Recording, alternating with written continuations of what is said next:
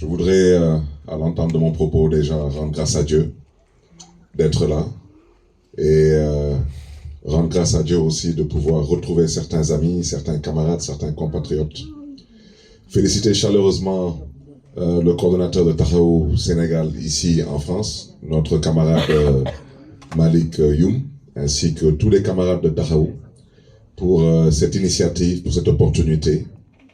Vous transmettre aussi les salutations les plus chaleureuses, les plus amicales de notre leader, notre candidat à l'élection présidentielle du 25 février 2024, le président Khalifa Ababacar Sall. Me réjouir de la présence de certains de nos camarades, ici de passage, pour les besoins du salon des maires et aussi pour les besoins liés à la rencontre sur les villes olympiques. Comme vous le savez, Paris doit accueillir les Jeux olympiques de la jeunesse en 2024 et Dakar, pour la première fois en Afrique, va organiser et accueillir les Jeux olympiques de la jeunesse en 2026.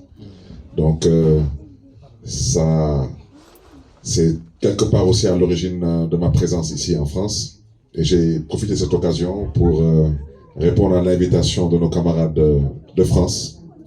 Vraiment remercier tous ceux qui ont fait le déplacement aujourd'hui, mais saluer aussi ceux qui n'ont peut-être pas eu l'opportunité d'être parmi nous, mais qui nous suivent à travers les réseaux sociaux et qui nous soutiennent et soutiennent notre candidat. Eux aussi Donc j'ai été un peu long, mais ce que je voulais dire.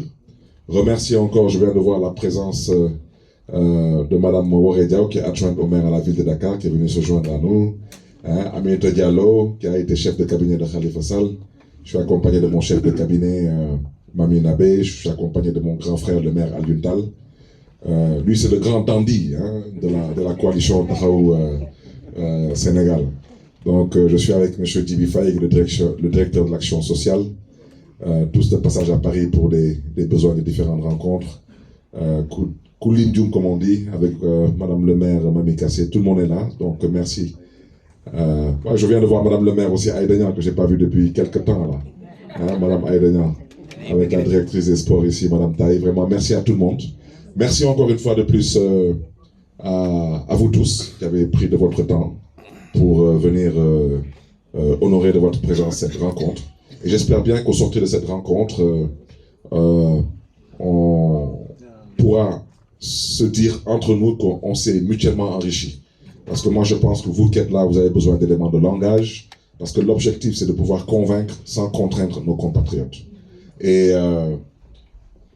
dans cette salle, je voulais aussi remercier deux personnes qui ne sont pas de notre bord politique, qui sont du bord le plus critique envers nous, mais qui ont accepté de venir dans la salle. Et comme je leur ai dit, vous savez, le micro il est ouvert. Moi je ne suis pas allergique aux débats contradictoires. Ce que moi, je ne peux pas accepter, parce que je considère que ça, je n'impose à personne, c'est ce que j'appelle la politique de la terreur, ou la politique de la pensée unique. Ça veut dire, vous n'avez pas le droit de penser autrement que nous. Vous n'avez pas le droit de soutenir un autre candidat que le nôtre. Ça, ce n'est pas démocratique, ce n'est pas acceptable, et ce n'est pas civilisé entre nous. Nous sommes des Sénégalais. Et l'IEP des Galles, qui n'est pas les mouillés.